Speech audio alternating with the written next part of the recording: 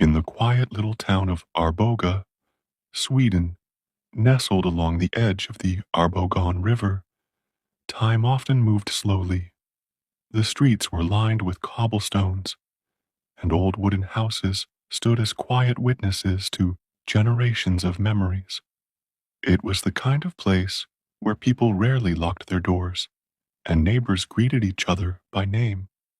In this peaceful corner of the world, a young mother was preparing dinner for her children one March evening.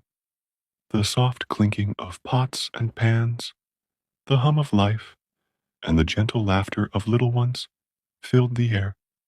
It felt like just another ordinary day. But in mere moments, that peaceful rhythm would be broken. The stillness of the night would be replaced by an eerie silence, a silence that would haunt the town forever. This is the story of a woman named Emma, of heartbreak, of courage, and of the kind of strength that only love can give. It is also the story of a tragedy that asked the quiet question, how do we live after the unimaginable? Emma Ljungostik was born in 1985 in Stockholm on a winter morning that sparkled with frost. Her parents described her as a quiet child with kind eyes, always watching, always listening. She didn't dream of fame or riches. Her heart longed only for simple things, a cozy home, laughter over dinner, the warmth of children's arms wrapped around her. By the time she was 19, Emma believed she had found her path. She had fallen in love with Nicholas, a boy she had known since her school days. Their young love bloomed quickly, and though they were barely more than teenagers, they decided to start a life together. Soon, they welcomed their first child, a bright-eyed boy named Max. A year later, little Saga was born. She was gentle, observant, always reaching out for her mother's hand. But life, as it often does, began to challenge the dreams they had built. The pressures of parenting at such a young age strained the relationship between Emma and Nicholas. Arguments turned to silence. Promises turned to distance. Eventually, the difficult decision was made. They would separate. The separation was not without heartache. There were disagreements over custody, over parenting, over who they used to be. But through it all, Emma's focus never wavered. Max and Saga came first. After some time, she decided to move to Arboga, a quiet, old town far from the noise of Stockholm. It offered something she desperately needed, a fresh start. Emma rented a small home, just big enough for her and the children. There were tulips in the garden, a tiny wooden fence, and a worn but beautiful front porch where she would sip tea in the early morning light. Life began to soften around the edges again. The children loved their new home. Max, with his curious eyes, took to exploring the fields behind their house. Saga followed close behind, her small feet barely keeping up, always laughing. Then Emma met Thorn. He was kind, patient, and deeply respectful of the life Emma had built. They met at a bookstore, of all places. He noticed her flipping through a parenting book and struck up a conversation. From that moment, things slowly fell into place. Thorn didn't try to replace Nicholas. He became something different, something steady, a calm presence in the storm Emma had weathered. As months passed, the bond between them grew. Thorn was there for school pickups, bedtime stories, scraped knees, and tiny birthday candles. Soon, they were planning a future together, one filled with hope. On March the 17th, 2008, the day began like any other. Emma spent the afternoon folding laundry, while the children played with crayons at the kitchen table. Max drew a picture of a castle, and Saga tried to copy him with adorable scribbles. Emma laughed, took a picture, and promised to hang it on the fridge. That evening, she began preparing dinner, a simple meal with the smell of potatoes and herbs filling the air. She called her sister Katerina, chatting about their parents' anniversary plans. The conversation was light, warm, ordinary. But then, something shifted. At precisely 7:07 p.m., Emma's messages to her sister stopped, mid-sentence. Katerina, sensing something strange, tried to call back. No answer. Just a few minutes later, Thorn returned home from work. He noticed the door was ajar. Odd. Emma always locked it. He called her name. No response. Inside, the house was quiet. Too quiet. The smell of dinner still lingered in the air, but something felt off. Toys were scattered unusually. The air felt heavy, as if the walls themselves had witnessed something terrible. And then he saw Emma. She lay on the floor, motionless. A soft trickle of blood had dried at her temple. Upstairs, Max and Saga were found in their beds, barely clinging to life. Panic, confusion, and heartbreak overtook the house. Emergency responders arrived within minutes. The scene was surreal. There were no signs of forced entry. No valuable possessions had been taken. This was not a robbery. It was something more deliberate, more personal. As Emma and the children were rushed to the hospital, investigators tried to understand what had happened. Why would someone harm a mother and her two small children? The town of Arboga was stunned. Schools held moments of silence. Neighbors wept openly. A sense of fear crept into every home. How could this happen here? Thorn was questioned first, of course. He had found the scene, but his alibi was airtight. He had been at work, confirmed by cameras and co-workers. Nicholas, Emma's ex-husband, was also considered, but he had been in another city that night and provided verifiable proof. Days passed.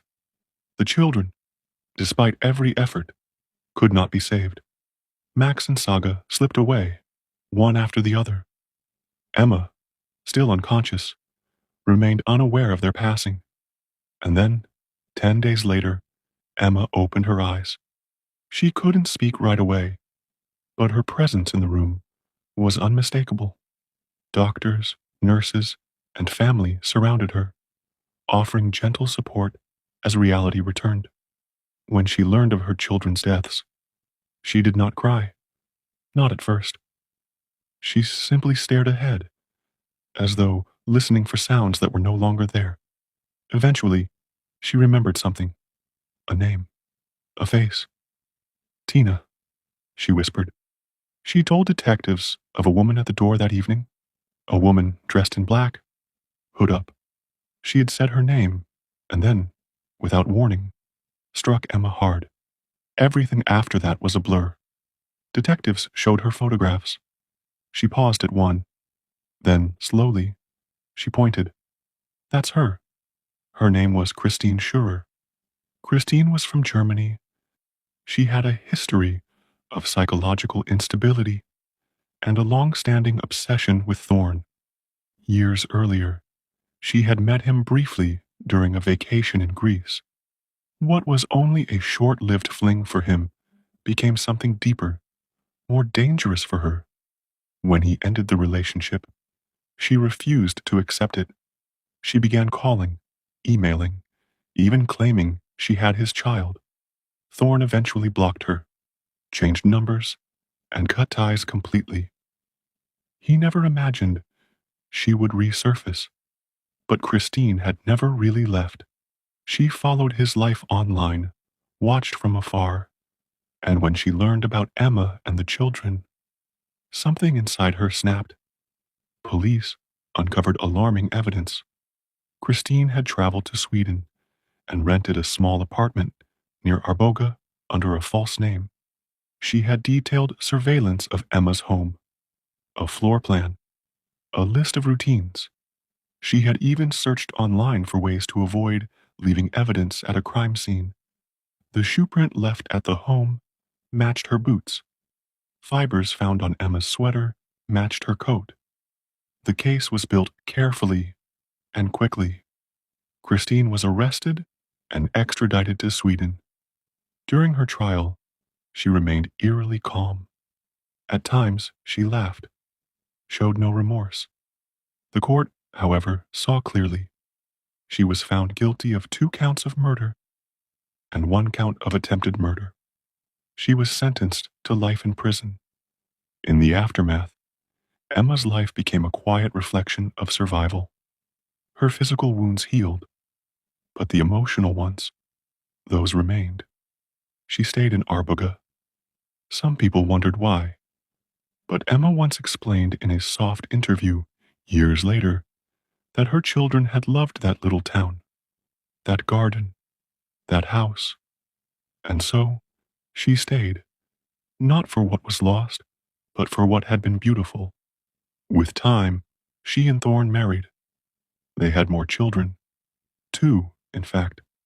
The house grew loud again, with toys on the floor, birthday candles, giggles.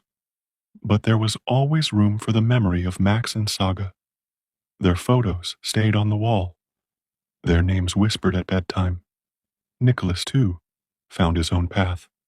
He remarried and became a father again. He visited his children's graves often, sometimes leaving small toys or handwritten letters. In Arboga, the seasons continued to change.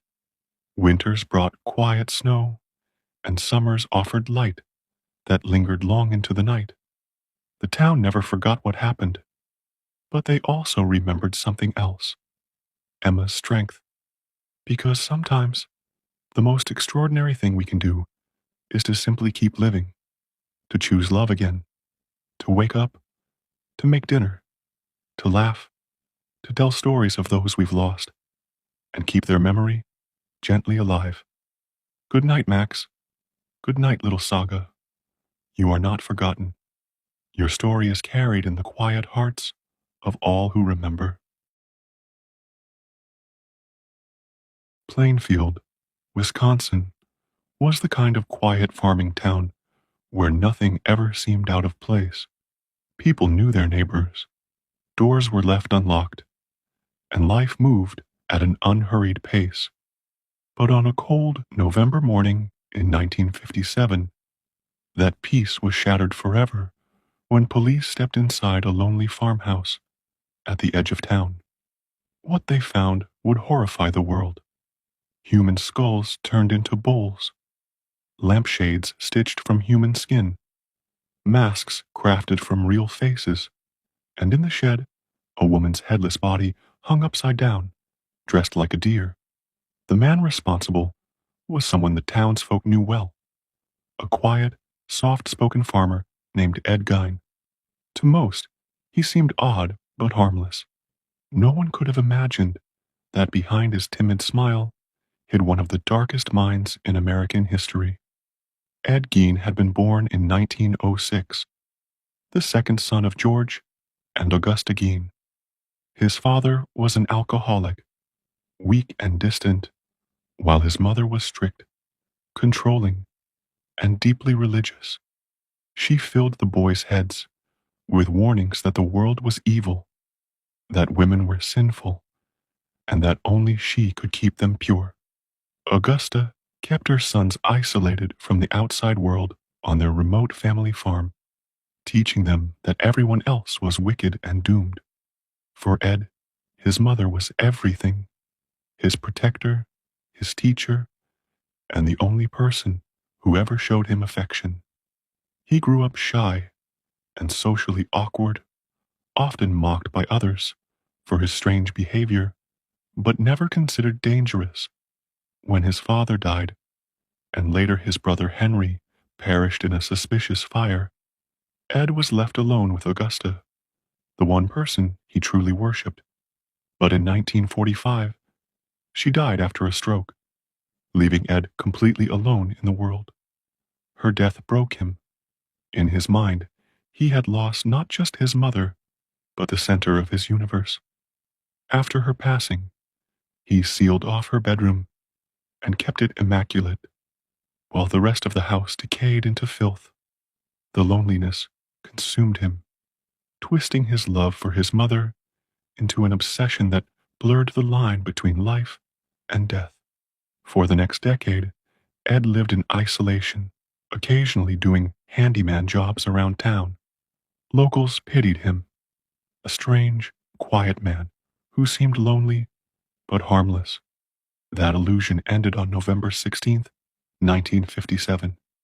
It was an ordinary Saturday morning when Bernice Warden, a well-liked local hardware store owner, opened her shop as usual. Throughout the morning, business was slow. One of her last customers was Ed Gein, who stopped by to buy antifreeze. By evening, Bernice's son Frank, a deputy sheriff, stopped at the store to check on his mother. The lights were still on, the cash register was open, and the floor was stained with blood. Bernice was gone. The police were called immediately, and suspicion quickly fell on Ed Gein, the last known person to have spoken to her. Officers drove to his isolated farmhouse that night. The property was silent, the windows boarded, and the air heavy with an unbearable smell.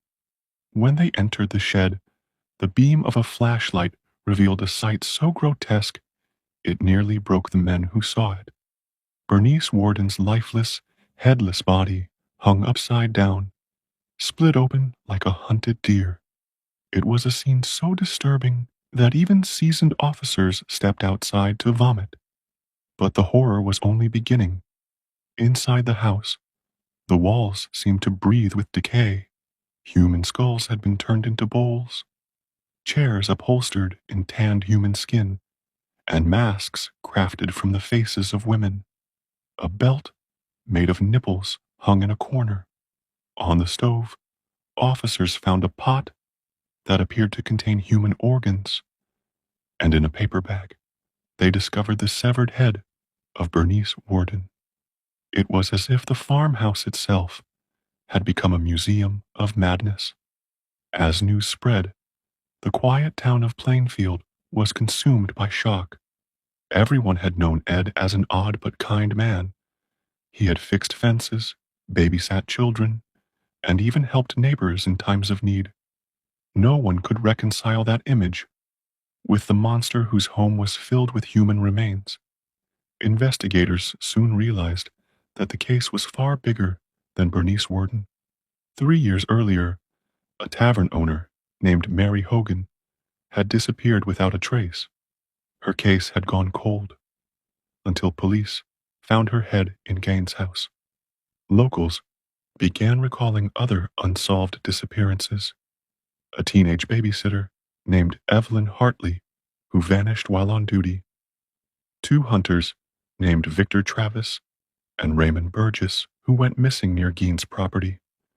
Even his own brother Henry, whose death in a fire years earlier had always seemed suspicious. Had Ed Gein been responsible for all of them? Detectives scoured his property for evidence, and what they found deepened the mystery. Some remains were fresh, others decades old, and many came from different people entirely. When they confronted Ed, he calmly admitted to killing 2 women, Bernice Warden and Mary Hogan, but insisted that most of the remains came from somewhere else. He said he hadn't killed all those people. Instead, he had dug them up. In long, chilling interrogations, Ed described his nocturnal visits to local cemeteries. Between 1947 and 1952, he said he had made as many as 40 late-night trips to graveyards. Sometimes he returned empty-handed, but other times he exhumed recently buried women who reminded him of his mother. He took their faces, their bones, and pieces of their bodies to use in what he called his projects. He admitted to robbing at least 9 graves. When asked why, his answer was haunting. He said he wanted to become his mother, to literally wear her skin.